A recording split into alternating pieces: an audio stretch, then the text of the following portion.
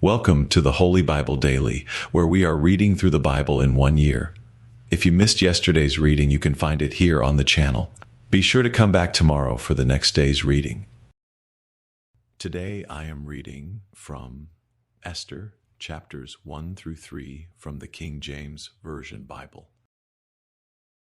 Now it came to pass in the days of Ahasuerus.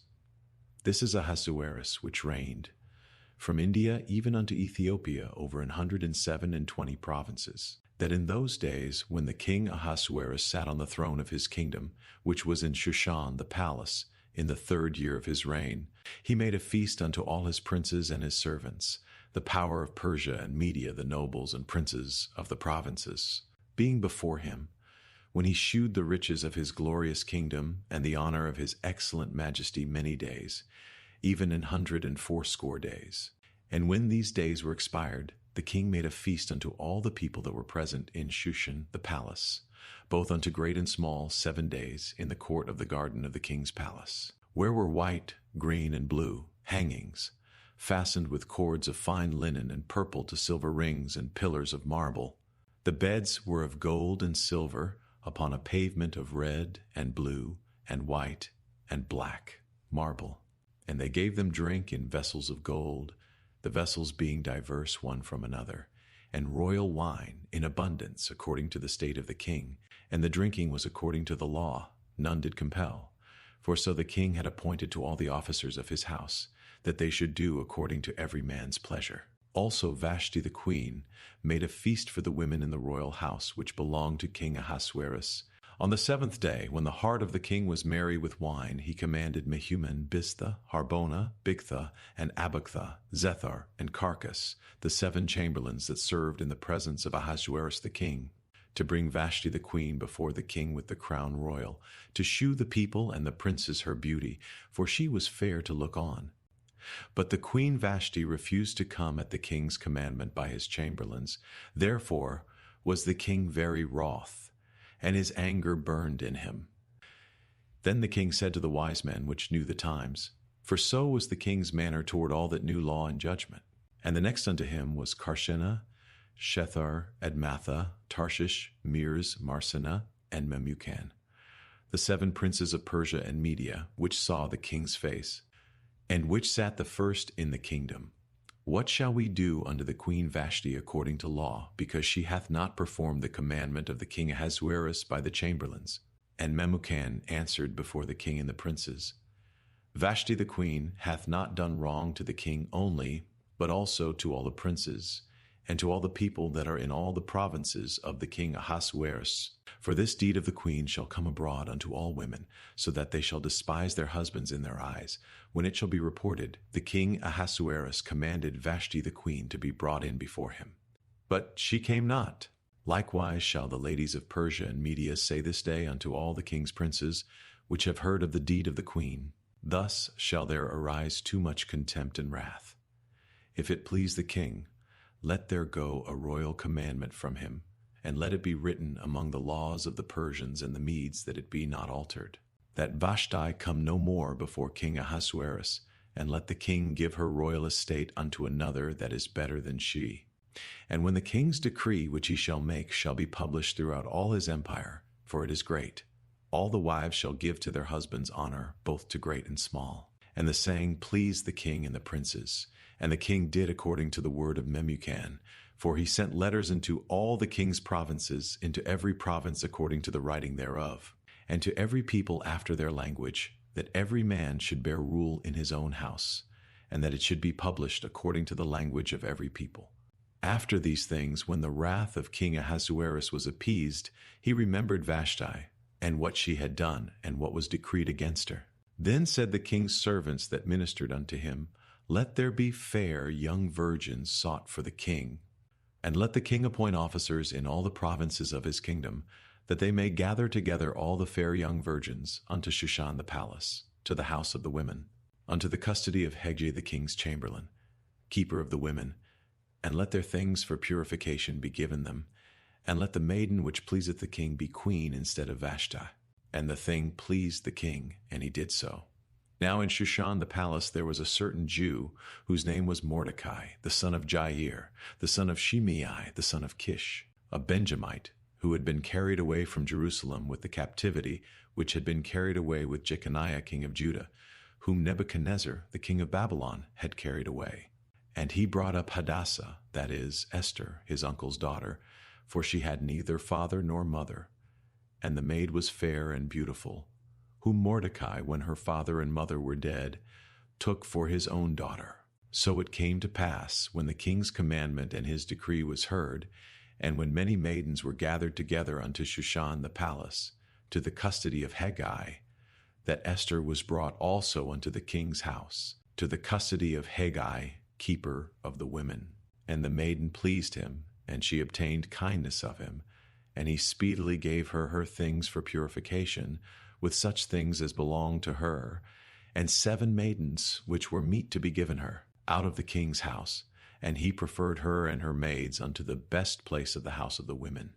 Esther had not shewed her people nor her kindred, for Mordecai had charged her that she should not shew it.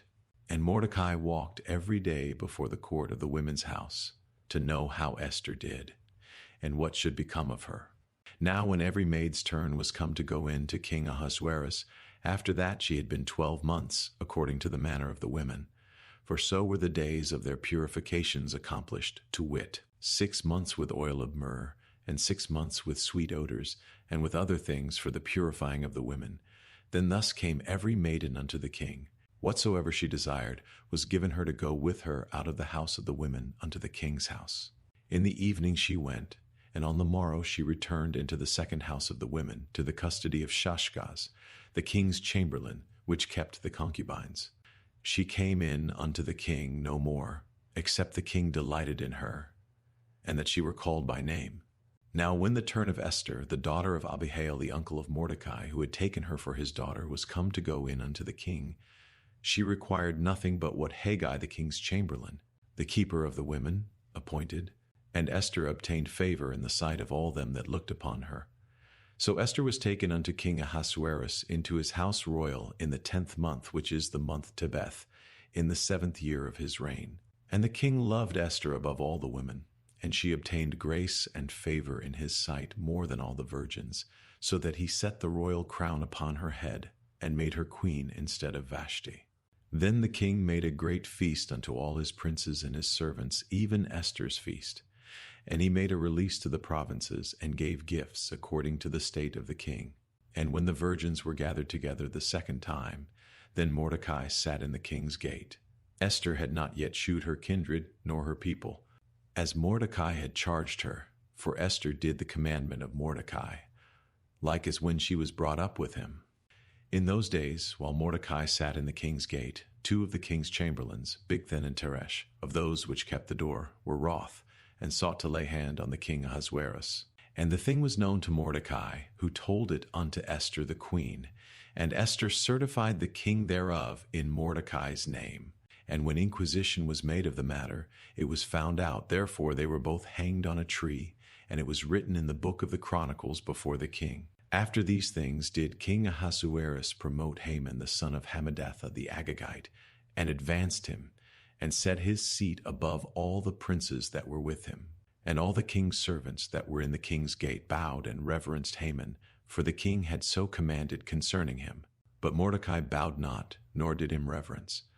Then the king's servants, which were in the king's gate, said unto Mordecai, Why transgressest thou the king's commandment? Now it came to pass, when they spake daily unto him, and he hearkened not unto them, that they told Haman, to see whether Mordecai's matters would stand, for he had told them that he was a Jew.